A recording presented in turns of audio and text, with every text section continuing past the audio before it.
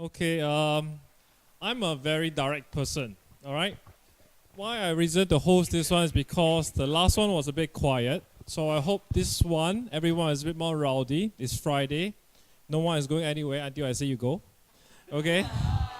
So that's why I invited most of my friends here. We're here to dig out whatever dirt, whatever history, whatever skeletons they have in the closet with regards to their food industry. Okay, how much they make, what you don't like about food, what you like about food, no limits. All right, any questions is welcome. But before I start, what do you think of today's food? The mee goreng and the chwee kueh? Fantastic. Okay. I'm Ah Beng. So I'm going to look for Ah Lian and Ah Beng among you guys, all right? This is my good friend, Marcus Pang, biggest Ah Beng I know, okay? So it'll be more like a friends session today. So Ah Beng and Ah Lian went to Singapore, very famous hawker center, Newton. Don't know how to read, can see A, B, C, D, E. You know what Ah Beng tell Ah Lian or not? When he says A. What is A? I don't know, I didn't go with Alian. But what do you think Ah Beng tell A is? Apple. Apple. I just taught my son how to read. Alamak, cannot make it. A stand for Alamak, cannot make it. Let's see Ah Lian here now. What is B? Can I say I'm not Alian? No, yeah, you're not Ah Lian.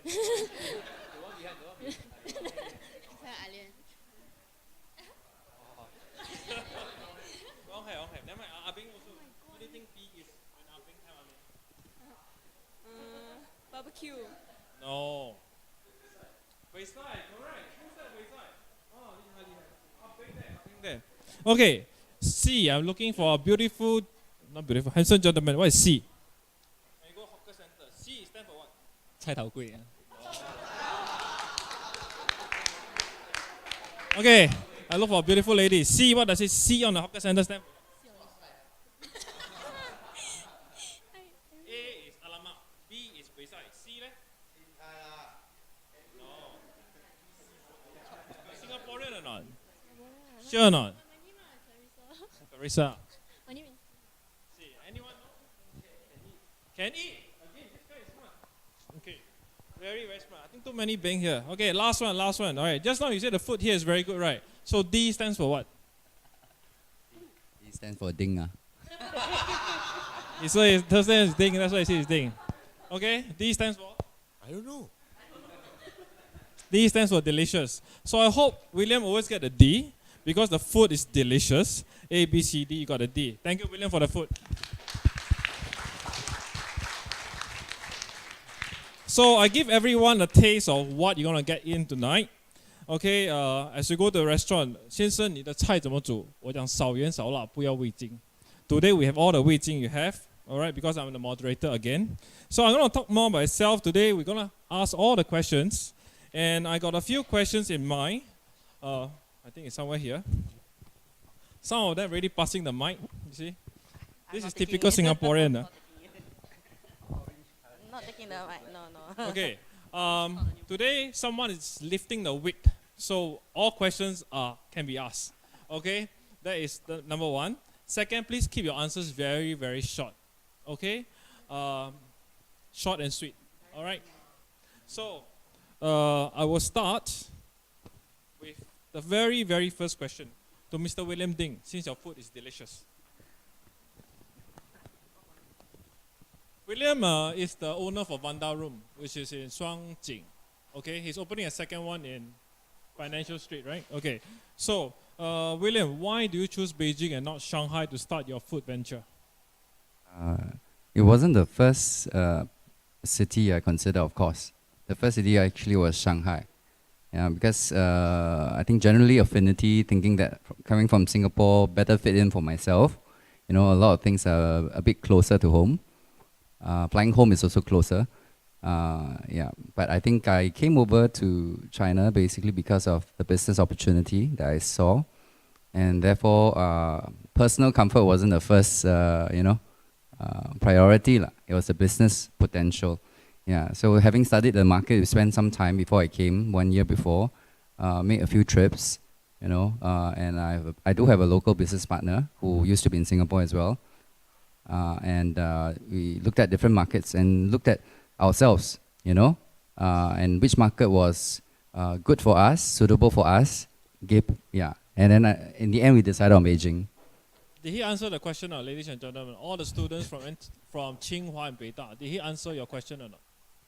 He's avoiding the question, right? It's a better market, you know, with more potential, more suitable for us, you know, because we're new, right? Coming to Shanghai, one thing is we thought it was quite competitive, quite saturated, not too different from Singapore, you know. And but in Beijing, we saw that it was a very raw kind of F&B market, you know, and we had time and opportunity, you know, to try out, to experiment, to learn while the market developed, you know, and then we'll be ready for the market, and there's still space for us to grow with lesser competition.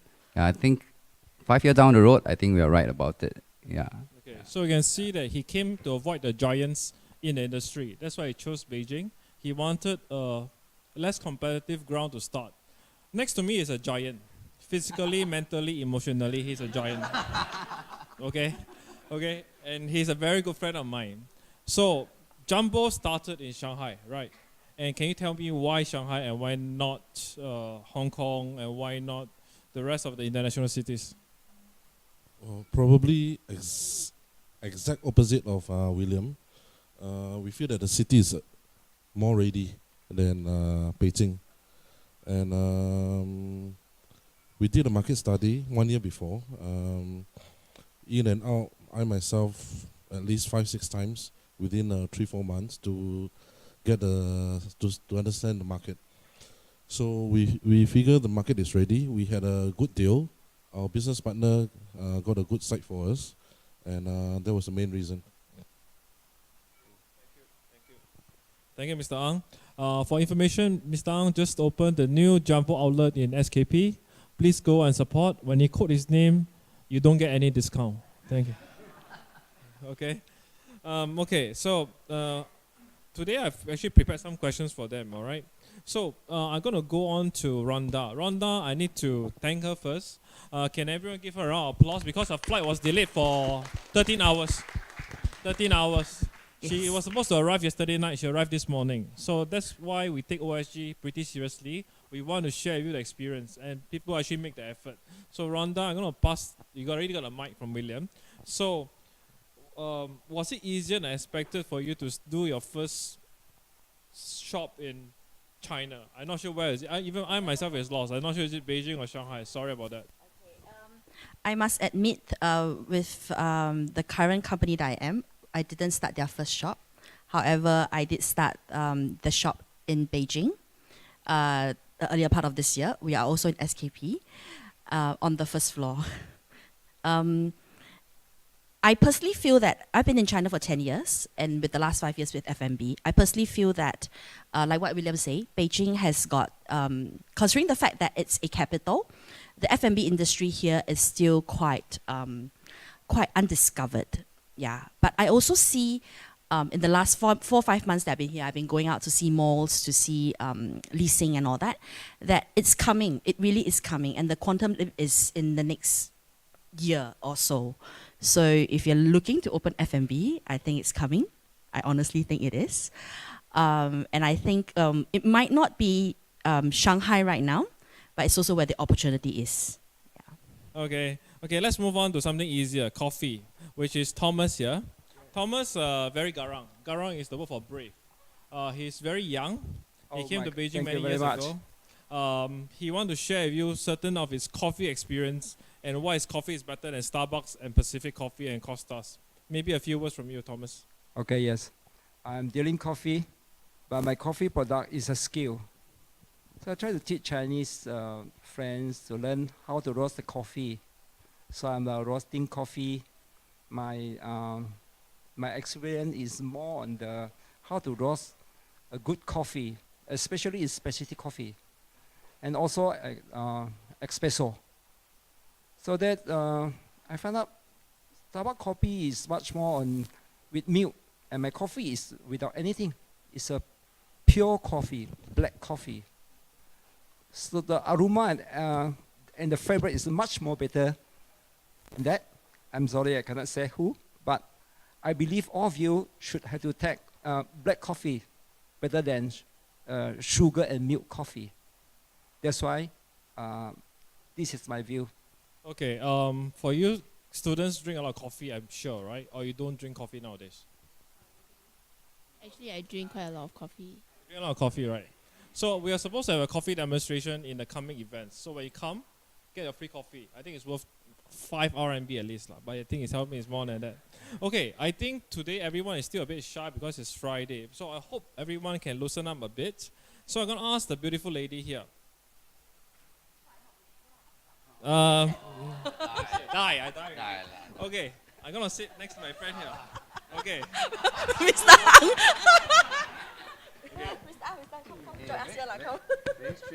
Okay, very strange. People you don't know her, but she's half Canadian, half Singaporean, but again very courageous. She's doing Singaporean food. She's doing, I'm very sure, Yong Tau Hu. This one I'm not wrong. Okay, Gao Ji Yong Tau Hu. So I'm gonna ask her what does she do and why Yong Tau Fu? Because Yong Tau Fu is not a popular dish among Chinese. It's popular among ladies, and it's a very niche food. So I'm going to ask her why Yong Tau Fu. Why Young Tau Fu? Because that's how Gaoji started it. And we started with Highland chicken rice first, but then a year later we brought Yang Tau Fu into Beijing because a lot of local people, they asked us why in Southern girls are much more skinnier, more have better skins. And I told them that because we always eat something very light, like Yang Tau Fu. And a lot of customers that encouraged me start to do that. So I asked my partner, Gao Ji, to implement this into Beijing. So that's how I started it. Okay, so the secret to be slim like her, Sack Yong Tau Fu. Be beautiful like her, Sack Yong Tau Fu. Okay? So ladies, please eat more Yong Tau Fu, alright? And chicken rice, you got choose from Wanda and Gao Ji. They're both fighting here. Jumbo also have chicken rice, right? Both? Oh, okay. Okay. In the last session, you guys was not here. We talked a lot about culture. We talked a lot about people. And I think people and the service standards are crucial to success. Singaporeans say they are full of system. Some are full of shit as well, right? That's why I think but service systems are very important. Service standards are very critical. So I'm going to again ask one person who is not here, but he's a very good friend of mine, Mr. Ang, also from the head of Jumbo. How do you maintain your success here in Jumbo? He's the hidden panel speaker here.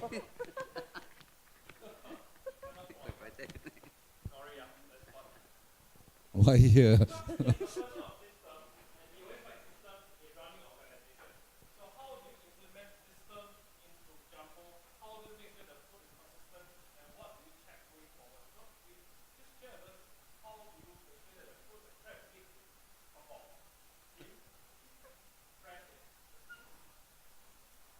Well, I think as you get bigger, you need to have system. So, simple food like McDonald's, I think why they are so successful is they are full of systems, right? SOP, standards, and so on and so forth. So I think as a seafood restaurant, when there are a lot of people, involve a lot of people, I think more so and more importantly that you need to have systems. I think that summarizes my thought. Thank you. Okay, so you may have more panelists sitting among you, just to surprise you. Okay, so we talk about systems. I think it's very important to maintain a system. So Mr. Ang maintains system. What about the two of you? Do you have anything to add on to system? Is it really system or is it really localizing to the personal taste? Because you have more Chinese guests, I'm sure. I'll start with the easy one. You can think about it, Jay. I'll start with William. Why am I the easy one? Am I so easy? No, is it more system or is it more localizing or is it more... I mean, we need to systemize. Like now we are expanding. So before that, we also, even though we don't have a central kitchen, we actually operate a pseudo central kitchen where we make all our paste, all the sauces separately from the rest of the cooking process during service time. So that kind of systemization, we can first have our own value, so different kind of taste, but at the same time we can maintain a certain quality, right? Because different set of time, so you have your own schedule to do it. You're not in a rush, so we can ensure a certain consistency from then, right? The other part, of course, is the training of the chef. So that's something we have to do. Okay, my dad used to run a restaurant. It's Teochew porridge, because I'm Teochew. So I always ask my dad. My dad say, "You want to take over the business?" The answer is no, because the hours are very long. Profit are not bad, frankly. Profit is not bad. So if you ask the people here, for me, I'll ask them one question. Is your chef important to you? Why people pinch your chef? Are you going to survive? That is the questions you should be asking. So I'm going to ask Ronda this JJ this question, and after that ask Ronda from the right tea company some questions. How do you ensure that your chef is not being poached? If your chef is being poached, how do you maintain the system? Oh, that's why our sauce, everything is from Singapore except the fresh ingredients. The paste, everything is made from Singapore, and we shipped it over. So then I could avoid that issue, the problem that they will go and open their own restaurants. So you import everything from Singapore? Basically, yes. It's quite cost, but it will avoid the problem. And we have a half central kitchen. Okay. So everything is made from one kitchen and send it out, because we have 3 outlets now. So. Okay. Thank you, JJ. I'm going to ask Mr. Ang as well. How do you make sure that if your chef do run or the plane crash, touch wood, how do you maintain the food going forward for all your restaurants? You now have 4. Maybe very soon we have 10. Very soon we have 20, I'm sure. Well, pretty much it's the same. The key sources are from Singapore. So the reason we do that actually is to, of course, the local ingredients are not as fresh, and although it looks the same, it may taste different. So that's one of the reasons we imported our sauce from Singapore. The other one, of course, is because staff are easily poached. So that's the other reason for importing our sauce as well. But end of the day, to prevent poaching, I think it's still about having a good HR system, provide a progressive career path to a certain extent, and all this is to ensure that the staff do not leave you. So I think that is key as well. Okay, good. I think they are trying to answer the question truthfully to all you students here, especially. So please do your best to appreciate. Some of the questions, answers may be long, but they're trying to give you the right answer. Because what you get right now is the bare bones that you'll not get anywhere else, not on TV. Okay, yes. Do you do that specifically for shops in China, or you have the same problem in Singapore? Well, it's the same. Okay, of course the sauce is to maintain consistency. We are using the same sauce that our Singapore outlets are using. Yeah, and then over here, of course, our HR is not as strong as Singapore, but of course we do try to maintain the same kind of benefits and same kind of career advancement as in Singapore as well. Same answer from? Same answer. Okay, so you guys don't see a difference in managing a shop here versus managing one in Singapore? So it's pretty much the same F&B business in that sense. That's a pretty big question, because to maintain involves a lot of things. Yeah, from back office all the way to operations. Sorry, your question was again? Was it I maintaining was just the business? curious Yeah. because you guys are all from F&B. Of course, there's tons of knowledge you need to running an F&B. But probably we are also quite interested in how different is it to run it here versus the way to run it at home. Okay. I think a lot of the question asked, we were hoping to hear that part of the answers as well. If they tell you it's the same, Abing. then they're lying. It's definitely not the same. Yeah, Abing. Yeah. I've opened 4 F&B outlets here in China. The first was the hardest because in Singapore, to register a company at Accra takes you 30 minutes online. To register a company here in China, if you're lucky, will take you 6 months. If it's a wholly owned foreign enterprise with all the 注册资本 and everything else, will take you more than that, yes. And then comes the F&B license, and then comes the environment license, and then comes the fire and safety license. So all in all, quite a long time, yeah. That is just registration of license.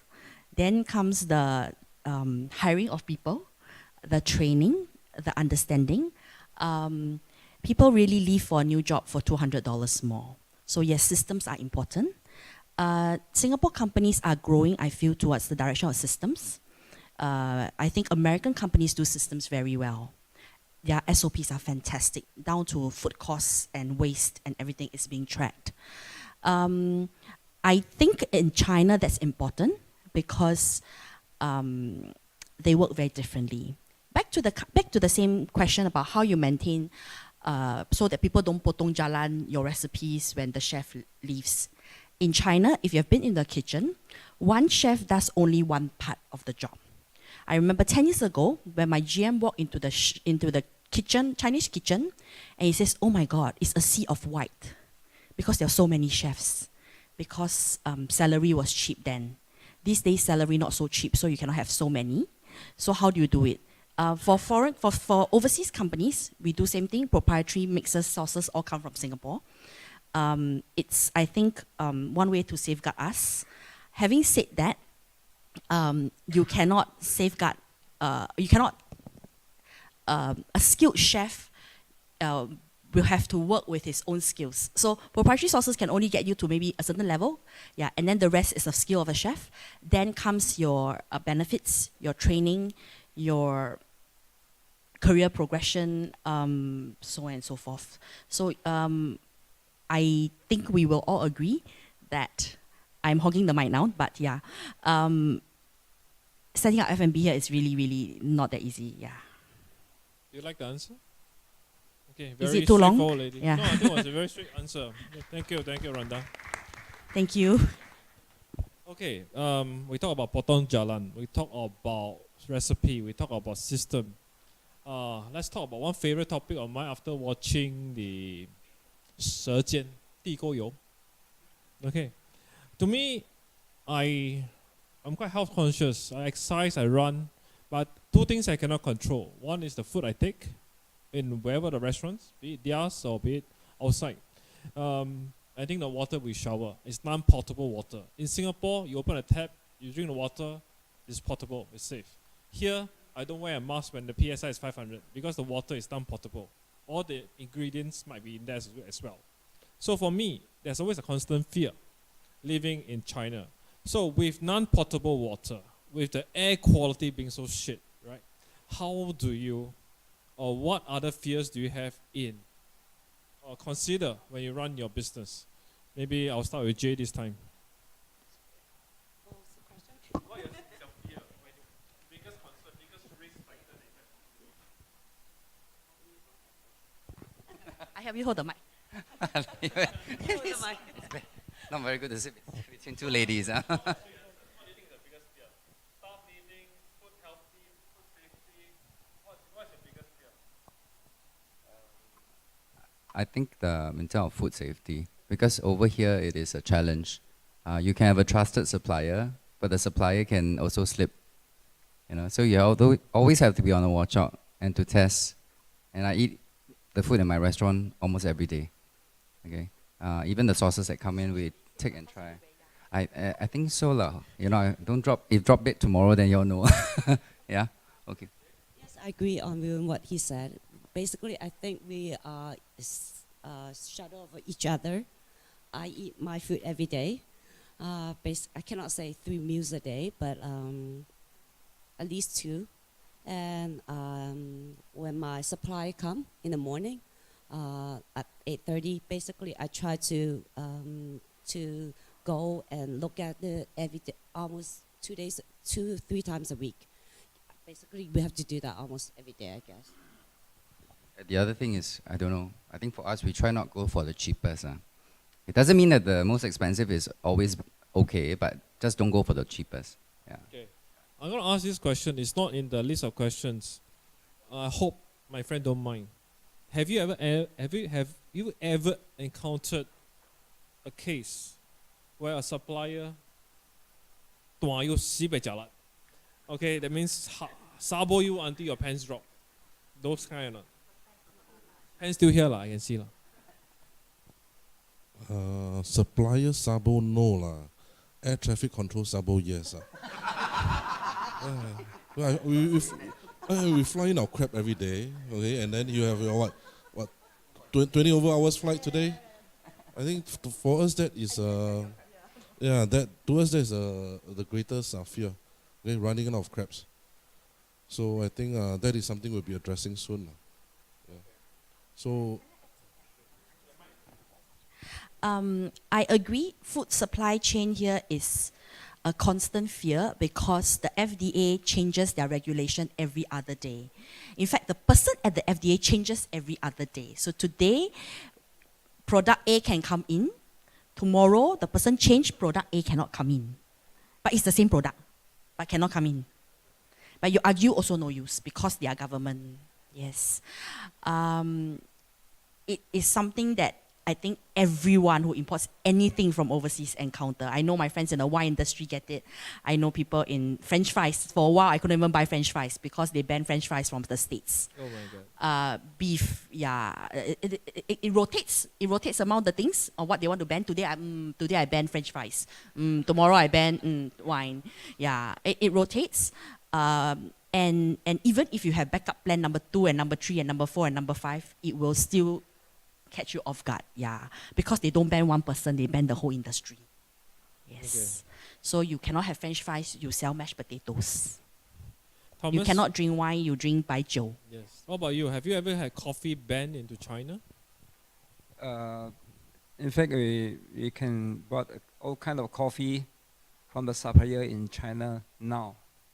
Maybe this a few years ago, but it's improved very fast, and the supplier can buy all kind of coffee, green bean from overseas. So you don't face a problem lah. You're quite safe lah. No. So coffee business is quite safe. Yes. Yesterday I was in his restaurant 4 days in a row, 4 days, because of this forum. Okay, I've been eating there 4 days. It's not don't envy me. It's really nice. Okay, but one problem happened. Any of you like prawns or not? Zui ha. Who like zui ha here? Everyone, right? I think most of them like drunken prawns, right? I asked my brother here, can I have zui ha? He said, duck. No. You know why? I'll let him tell you yourself. Oh, that's exactly what Ronda said. You know the kauke, wolfberry, is considered herbal, and you are not supposed to use it in a restaurant. Yeah, so I think these are the weird rules that they can change overnight. That red little thing. Gochi. Gochi is considered a herb, so that's why Jumbo got no drunken prawns here. Privately, he can cook for me, but I think in his home. But that's how strict China is. They see it as a herb. So these are little things you guys don't know. So why is the thing here different? All right.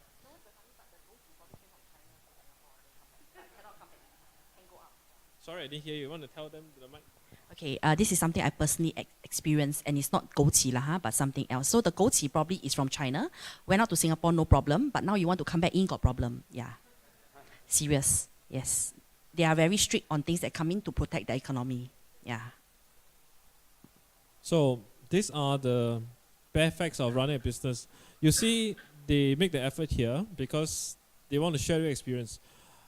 F&B is not a fancy business. You can see them restaurants very nice, very glamorous, nice waiter, nice waitress, good service. As I mentioned my WeChat today, the hours are very long. Correct? I mean, everyone knows that. I think Jay maybe wake up 8:30 was saying this guy goes to the fish market to check for his fish. Correct? So, I mean, for me, how long term is your vision when you start the business? When you start Jumbo? I can ask your brother there who's the global CEO, right? But how long term is your vision when you say, okay, I want to start Jumbo SKP, I want to start Gaoji in this Sanlitun, right? And William in Wanda, it's not Wanda, sorry, Sanchuanjing. Sorry, I'm a bit drunk. How long term is long term for you guys? How long term? I think we've never really looked that long term. The longest we have ever looked was 5 years. I think that was the longest we ever looked. And end of the day, it's all about making money. And of course, to bring the taste of Singapore to the world, that would be probably secondary. I hope another 10 years in China. But Gaoji has been around for 63 years. So I believe that it will continue going on. So maybe another 63 years. But for me, I hope I stay in China for another 10 years. I think after being here 6 years, I think because we work in this whole environment with all the Chinese, I don't think they look very long term. And because they are either your partners, your customers, or whatever, there's a certain challenge put to us. We can also not look that far ahead, you know. If you work with the partners and you tell them we're going to look for 10 years down the road, they'll tell bye-bye, you know. So I don't know, 3 years at a go, you know, and then we move on from there. Maybe for myself, my own plan, maybe as long as I enjoy what I'm doing, you know, I think it's worth it, yeah. You must ask people who own houses. Thank you. For coffee, I think in the future, just started. Now, coffee just started in China, unless it's a seaside, like Shanghai and Guangzhou. But in the mainland, coffee just started maybe about 20 years ago. So it's a big opportunity, a big market in China. Maybe it can last for another, a bit more, at least 50 years. So of course I won't last for 50 years if I am so I can 100 years or maybe. But so I suggest maybe for another 10, 15 years. Okay. I think they got my question wrong because it's the first time I'm doing it. I'm not a very good moderator. When you say long term, you look 5 years, right? You say you want to be 10 years here. I asked Mr. Ang there. I say, why is your restaurant more successful than the rest? He said he can gym, not a crap. He can last longer than other people. He can tahan more longer than people. If you open a restaurant, the biggest mistake I had, if I'm a youngster like you guys, okay? Open a restaurant, 6 months, no good, I close it. Correct. 8 months, no good, I close it. 1 year, I close it. For them, they open for more than 3 years. Because after 3 years, everybody knows exactly where is Jumbo. What is the quality of taste? This is the message I'm trying to get across you guys. So that's why when you do look long term, these are your fathers and mothers here. Some look 5 years, some look 10 years. I want you guys to know that if you youngsters go in a business, don't look at short term. Don't look at 6 months. Look at something longer. Okay? Find people, find partners that is willing to venture with you. This is very important. Okay? So that was my question. I think William found a right partner, Travis. Go and try his food. It's quite nice. He has been here 5 years. Correct. So for me is... So, okay. That's not me, right? I'm not being moved whistle at. Okay. If let's say we look long term, now let's go back. Let's go back a bit. Okay? If I can turn back time, right? What would you do? I'll start with what one decision would you turn back? Or what one mistake you'll turn back? Is it, I still should hire the captain, or I should still retain the recipe? What is that one decision or one mistake that you like to turn back if you're given a chance? I'd like a slightly longer answer this time so everyone can appreciate the effort that you guys are making. Okay. I'm still thinking how to answer this. Okay, from China perspective. Okay, because I came in 1-2 and restaurant opened in 1-3.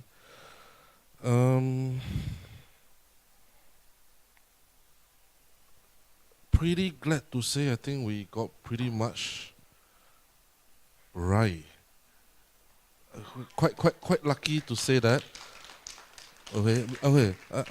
We got it right. Okay, because I would say that our base is strong. Okay, 25 years. I think the Singapore team, group CEO, he built a very strong brand. Okay, and we were luckily had a lot of tourists that actually visited us. So it was a lot easier for us to come in as Jumbo versus to come in as a new brand or any other brand. So in that extent, I think with your base that is strong, I think that would help a lot, rather than to start a new brand.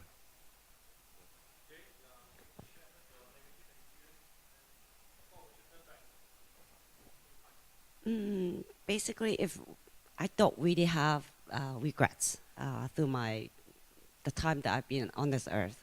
I've been doing F&B for 20 years, and so basically, I believe I'll keep going on, and I think I'm too old to turn back.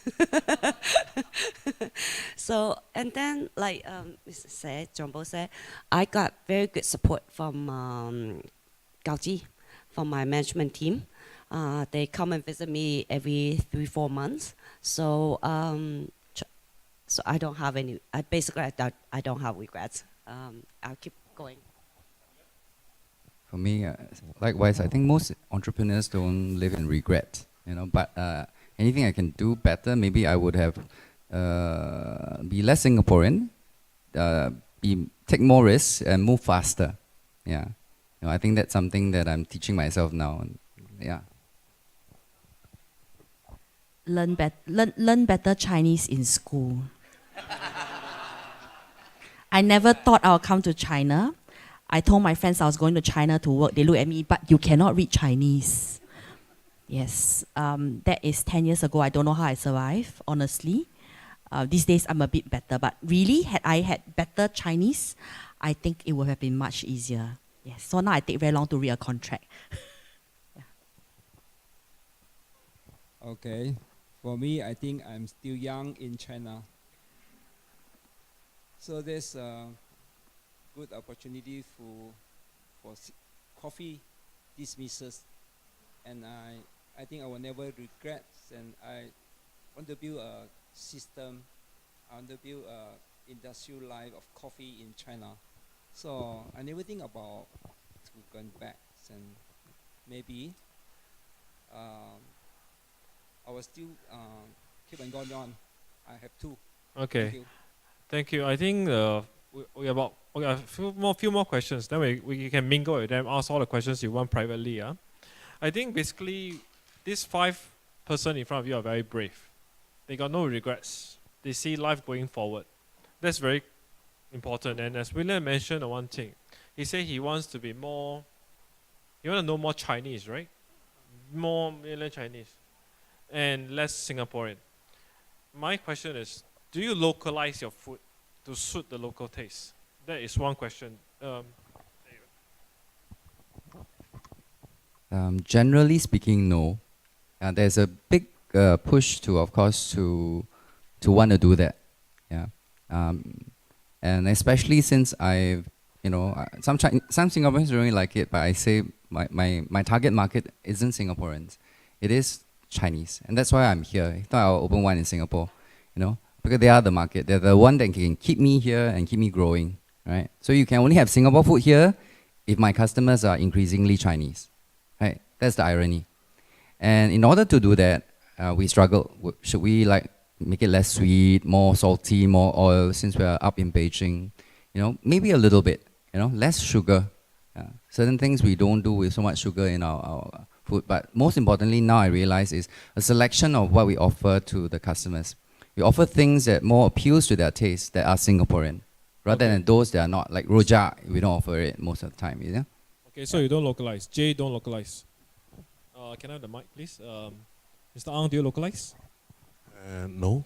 No. Yeah. Okay. One of the reasons we started in Shanghai, they are more well-traveled. They're more well-traveled. They're more seasoned. They've been to Singapore, and they know what chili crab tastes like. When we came in 1-2, we did our market study. We did 5 days, 8 sessions. We let them taste the food and get feedback. End of the day, the general consensus is that be true to your taste. do not adapt. So that was probably one of the reasons we stayed that way. Okay. You want to add I don't something? know. From the difference, I think for us is we are nobody. For them, they are a brand. So when people go to you, usually it's because of brand. And they have been there or they tasted it. So they look for chili crab. You know, they expect to taste it the same way, not a bastardized version of it. Yeah, but for us, they come here every other week. They come for what is close to them, you know, like what I'll eat every day. Yeah, so it has, to me, it has to be something that is to their natural taste bud. You know, whatever is there. You know, I'm not in Dongbei. If not, my food will have to be different. You know. I'm gonna ask a question, and you guys will realize that Singaporean food is very unique. Name one Singaporean food. Char kway teow. Chili crab. 最贵。bak chor mee. Hokkien mee. Chicken rice. Favorite food. Hokkien mee. Okay. This question I asked is very simple and very important. Those of you that has been to China, the waitress will ask you, 要什么冷菜？要什么菜？要什么主食？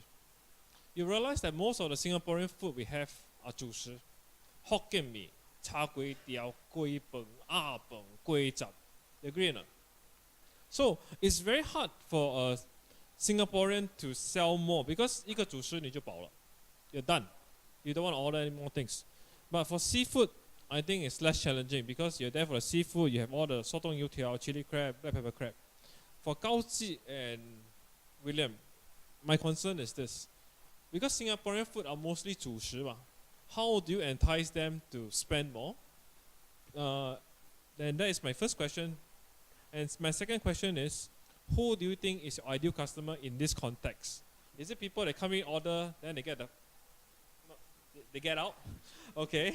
Or you prefer customers that sit down, drink a bit of coffee, drink a bit of latte, and move on? So over to William first.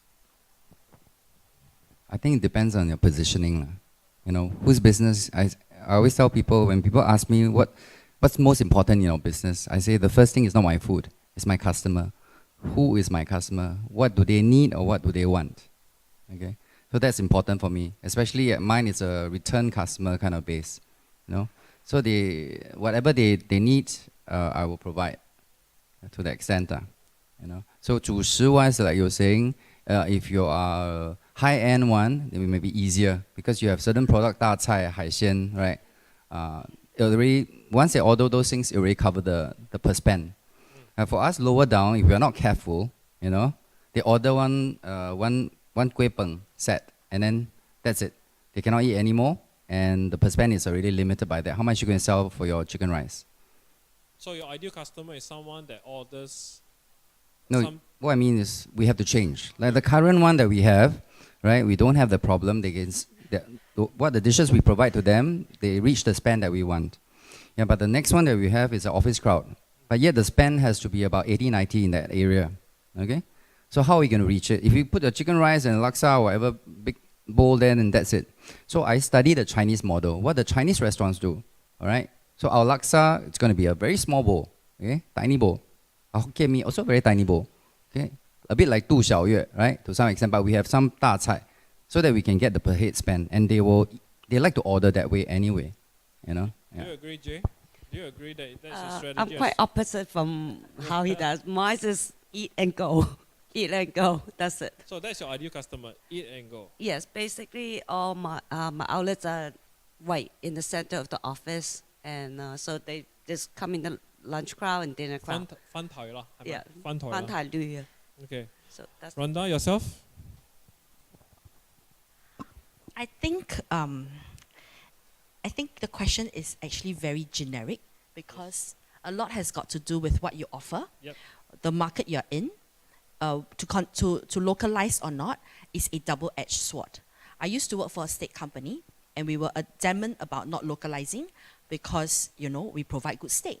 We did really well in Singapore because we are known for our steak. Unfortunately, the steak in China are all marinated. So they say, I pay $300 for a piece of meat that is so tough. So it really is where you are, who you're targeting, and what's your price point. Yeah, and even with the same brand, in different places, China is so big. The requirement of or the taste of somebody in Beijing will be very different from Shanghai, will be very different from Guangzhou.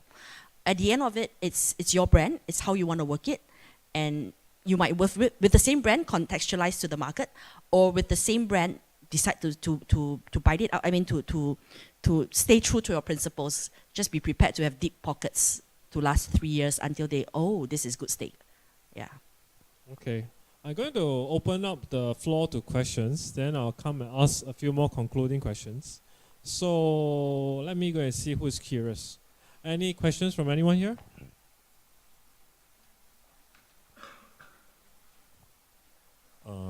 May I know, like, since you guys are already in China, so how much do you guys use in terms of like social media and all these things to help to boost your business, or you just totally based on just like word of mouth?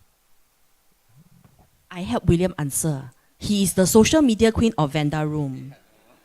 If you join the group chat while you bombarded every day, this weekend nasi lemak is on special and curry puff. See, I also know. And Ota also, see, I also know. Yes. I help you answer already. I think I live in China, so I try to live as much as a Chinese. So my first friends here are all Chinese. So I get into how they live their life, how they get their messaging. I used to do comms. So to do comms, you need to know the audience, the market, right? So I need to be like them, so I have the sensitivity, and we need to. All your 小圈子, things like that. Sometimes it work better than advertising, you know? And we can't spend too much money, no money to spend on advertising. Jay, would you agree? Yes, I do. We do 大众点评, WeChat. I learned all this while here. Because you live here, so you breathe the air, take everything. Okay, Mr. Ang? Yes, we do. Basically, because the traditional media is dead. Traditional media is Yeah, dead. I is see dead. In terms journalist of- there. He's going to I'm get fired. sorry. I'm sorry. Sorry. I mean, it's a fact of life. Okay. Well, Yeah. I read recently that 5 jobs will be so-called obsolete in 10 years. Journalist is one of them. Printer is another one. Third is cashier. That's what I read. But I think we change job. That's what I read, 5 years. I'm going to ask my good friend here, I need more questions because I want you to get the... You better ask the rest. I have a lot of questions actually. I'm actually more concerned about the differences. The customer, of course, you have to suit the taste, whatever place you go. But to handle the kind of customer in Singapore versus the type of customer that walk into your restaurants in China, any management challenges? That's one question. The other one is running the shop, the daily operation. Any challenges difference when you're in Singapore versus when you're here?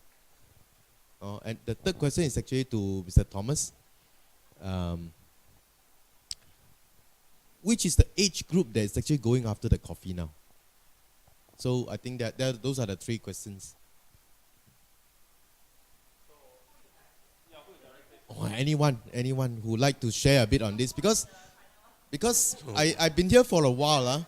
So let's say if I start a food business, assuming if I start a food business, this will be something that I'll be concerned with.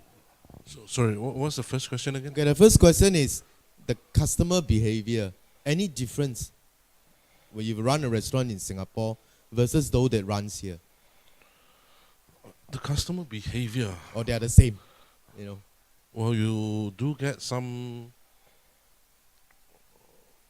The spending power is higher.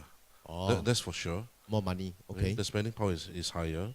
When entertain, they don't really care, and to a certain extent, they are more demanding than Singaporeans. But it's changing. Okay. Especially the high-end dining, where you have your big tables and your big VIP rooms. I think they are getting to accept the smaller dining environment, and to accept more casual service.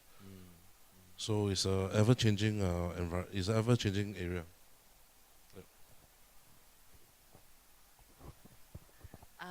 I think when I first came here, in a Chinese restaurant, they're in like 3 levels, 5 levels, all private dining rooms. These days, you don't see them. You go to a mall, most people want 300, 400, and that's about it. It's all got to do with table turn. In terms of dining, I think we used to see locals ordering a lot of food in the whole table. They don't have to finish, it's 2 of them. But the fact that I can allot a lot of food, and each dish is huge as well. Now, some of the brands are clever. They sell you at the same price, but smaller dishes. Yeah, so that's where they earn. I think consumer habits are changing. They are, like you said, more willing to spend here. They are also more willing to waste food. Yes. Yes. Yeah. 哦，好的。我可以跟大家说说，咖啡其实在中国，它是一个刚刚兴起的一种饮料，尤其是在内地。如果内地喝咖啡的人，肯定是不会比喝茶的人多，所以这也是一个机会。从现在我这几年来发觉，中国内地喝咖啡的人越来越老年化。早期喝咖啡的人应该是10几20岁，20几岁，他们觉得我有一杯星巴克在手上，我甚至觉得我的面子，对不对？但是现在我发觉，咖啡其实已经被接受，不是一款饮料而那么简单，它甚至是一杯保健品，它可以让年老的人避免帕金森症。喝了以后，人健康，不但喝了健康，因为你想喝到咖啡的好味，你必须戒烟戒酒。间接的或者是直接的，就促进了人们对健康的追求。尤其现在我们国内的朋友们，这个口袋也比较鼓了。那想的不是健康是很重要的，如果有钱没有命花的话，那也没什么意思了。所以我觉得喝咖啡更多一点是考虑到香气和香味以外的对身体健康的一种重要性。各位可以去查一下网站，喝咖啡对人的身体有多大的好处。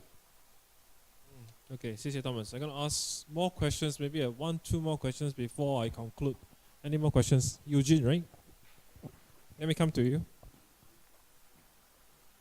You're sitting next to Tiong Ling, who's the muscle man. Okay, word of advice, if Singaporeans want to come to China to start F&B business, what would your advice be? If we want to bring something from Singapore to China, and we are new to China, what would your advice be? What are the critical first few steps we need to know?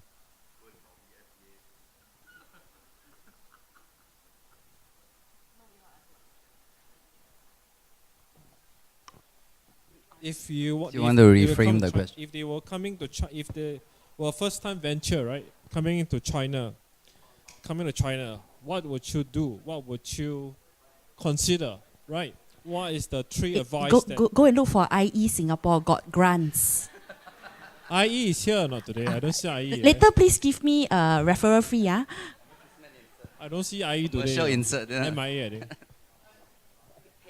What's the advice that you give? Correct. I think for myself, it doesn't matter if you are just coming here to start a F&B business or anything for a job. I think the main issue, I think, that I see the problem is we must come in and embrace the culture. We must understand the people here.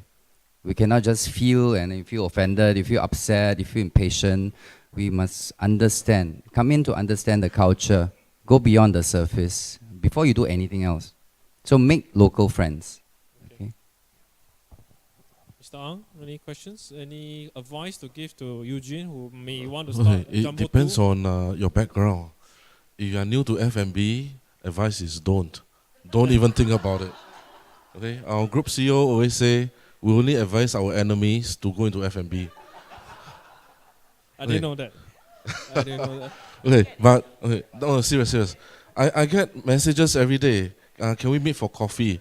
I'm going to look into F&B. My first reply is don't. Okay, but if you're already a F&B player and you want to come into the market, I'll say come here, study the market. Okay, you got to live here. If you're going to run the show, you yourself have to be here. Okay, you cannot depend on get someone here, put him there, and run your operations like how you do in Singapore. Yeah, advertisement. We advertise in Singapore. Over here, we don't. We use social media. Yeah, if you don't live here, this is something that you will never understand. Why we don't just place an ad in the local paper? We just blast out our WeChat. So these are the little nuances. Okay. Let me ask the young students here. There's two types of people. One live to eat, one eat to live. I live to eat. You guys have all your social media, the young gentlemen, ladies here.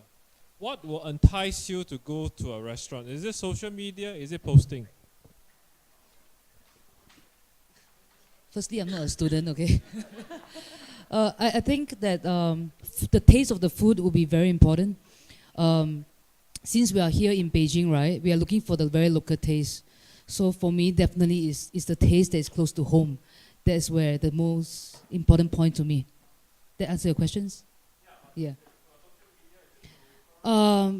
Nowadays, definitely through all the application that we have, 大众点评, 饿了么, where you search for Singaporean food, 新加坡美食, it comes out 高记等等之类的. It's very fast. Yeah. Then my question to you, Saria, do you know there's Chinese firms running Singaporean food that is non-Singaporean owned?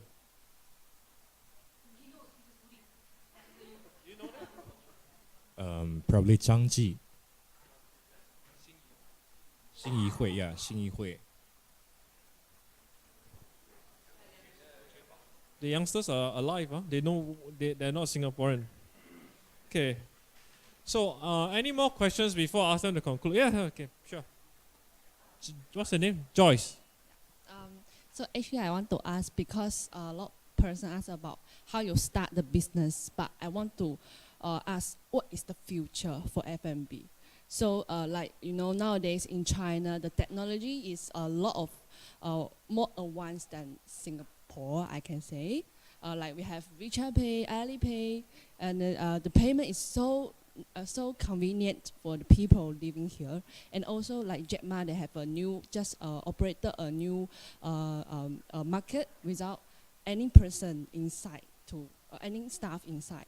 So like, what is your planning for the future to like use different kind of technology to improve the customer experience? I'll get a VVIP to answer that first question. Not you guys. Not you. Mr. Ang, what's the future of F&B? What's the question again? Sorry, I was checking my WeChat. Future F&B in China.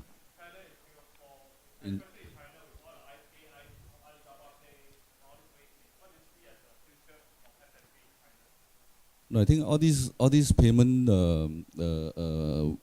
Alipay, all these only facilitates consumer to spend.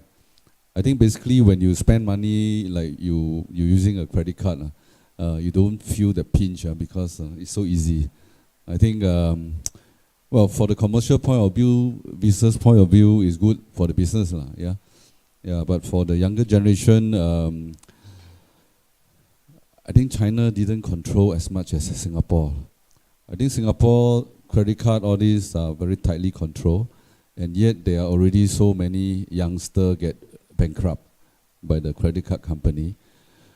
So I think it's a different question. Yeah, I think in terms of this, there's pros and cons. I think good for the business. Yeah, but I think in future the business food business in future. It's too broad a topic to talk about, but I think if you're talking about China, I see a good future for more exotic food, like the Southeast Asian food, where the more 重口味, they call more spices and herbal type of food getting popular. And I was quite surprised that after we opened our SKP, our Jumbo in SKP, the boss of SKP, the mother of SKP boss, which is wheelchair bound and is I think 80 years old, and she likes our chili crab. I was quite surprised.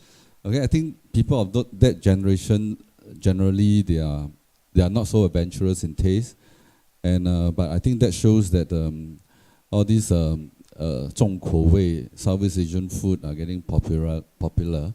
So I think probably William, you come in the right market. Yeah, I think today's topic is about turning food into profit. I think probably I want to say something about turning food into profit. I think nowadays with all the programs that glamorize chef, yeah, many people aspire to open restaurant and F&B, but there is a very risky business to go into. Very, very risky. More risky, much more risky than what you can imagine. That's why you can see a lot of restaurants open 3 months, 6 months down the line and close. Okay, I think there are more restaurant closure than open, and yet I think because of this passion and all these programs that people aspire to open restaurants, and there are more people who open. So, but I think before you go into F&B restaurant business, first thing first, you must see whether you have the passion or not. Number two, you must have the stamina. Yeah, because it is a very, very tiring business. You don't think that you just hire a chef and a manager and the business will just go on. It is, I think, almost 100% not the case. Okay, unless you are involved personally, especially new startup, maybe like William. Yeah, I think probably he can share with you how tough when it just got started 5 years ago. Yeah, I think this is more valuable. Probably you want to share a little bit. So I have been in this life for since 1993, and when I first started, we are just one outlet, and when we are rather successful, and we opened a second outlet, a branch, and even with that foundation, I struggle a lot, and I almost gave up. Yeah. So don't think that F&B is as simple as just hire a chef and a manager and you can make it. And don't think that your mother can cook a very good dish and you think that you can open a restaurant with your mother recipe. Okay, don't think that in Beijing there's a lot of Singaporean, so I should open a Singapore restaurant. Okay, all these are wrong decisions to go into a restaurant. Okay, cooking for one table of 10 person and cooking for 100 person is a totally different science and arts. I think my time is out. Correct. I think the question is very broad, but I think what she's trying to understand is what the future is. Is technology a part of F&B? Is restaurants going to be much bigger, much smaller, or much mobile? I think you need to talk to them one-on-one. I think after this, I'll try to answer. Yeah. I just like to refine a little bit on her question. My understanding of her question, or rather my take on her question would be, given that you have a lot of Mai, right? Would that affect your decision whether do you have seated restaurant or non-seated restaurant kind of stuff? Yeah. Thank you, Mark. Seated or non-seated? Mai or not Mai? Okay, Mai is a bonus. Mai is a bonus. It may not affect whether it's seated or not seated, but it does affect how we design the next restaurant. Okay, basically for me it's a full service restaurant. Okay, so we do Mai as a supplement because it's available and it eases people to order. But if I were to scale down my restaurant, okay, into if we scale down, we do have a cafe in Singapore. Okay, so if we ever to bring that down, bring that into China, there will be a very counter where we will ease people to come and pick up, and ease the people to come and for the delivery guy to come and pick up all the food. I think it's a big business by itself. I've known operators in food court operators whose my revenue is actually more than the dine-in revenue. So in that sense, it's going to be a change in that sense. But if you're talking about, I hear ambience, dining experience. You guys have lived here for a while. I'm sure you realize that the ID in China is actually better than Singapore. I'm not sure you realize that. The ID in the restaurants here are actually better than Singapore. They take their ambience actually a little more seriously. They require more space. So going forward, I think the emphasis may be there as well. Yeah. I think this question is, I'll answer the question myself. I thought of doing a wine mine, pure wine mine, versus a seated restaurant. It really depends on what you want. I have a friend that do wine mine, 8 stores, sell what? Roast duck. One roast duck, 50,000 per store, per month. 8 stores, 400,000. He make half, 200,000. It's really your call what you want to do. My father was in the food business, so it's really your passion. So I think I want to conclude today by asking everyone 2 words. Mr. Ang just now answered the question before I asked him. Maybe he foresee the question. What is the 2 words that are crucial to a business? Mr. Ang, the group CEO, say passion and stamina. So I'm going to start with Thomas. 哪2个字 is crucial to your business? 中文字、英文字都是。亲力亲为。4个字。还有呢？永不回头。从小做起。Best to be. All right. So I see with a beautiful lady. She said not beautiful, so I say with her. Second class beautiful. So sad. I think for me it's location. Location is a deciding factor on everything else that comes in place. Who you're targeting, your price point, how big is it, whether it's YMI or not. I feel location plays a huge part in any F&B business. Yeah. One word, location. So I give you 2 lah. She's a much better moderator than me. I think one for me it's passion, because it can be very tough, so you need to keep learning and everything. You need the drive in you. So passion to me is very important. Second thing, as I see, if I want to continue and want to grow and sustain the business, then I need people. So these 2 P's are very important to me. Yeah. Passion and people. Jay, bring people from Canada. Mine is support and sleep, I guess. F&B people don't sleep enough. Okay, Mr. Ang, yourself? I believe in you need to enjoy what you do. Okay, as long as you enjoy what you do, you're gonna do well. So back passion, that's the word, passion. And if you're thinking about F&B, don't business specifically, okay, have deep pockets. That is important. You need to have deep pockets if you want to last in F&B. Okay, so as you can see, it was a very candid, very open, very transparent session. Can we give a round of applause to everyone here?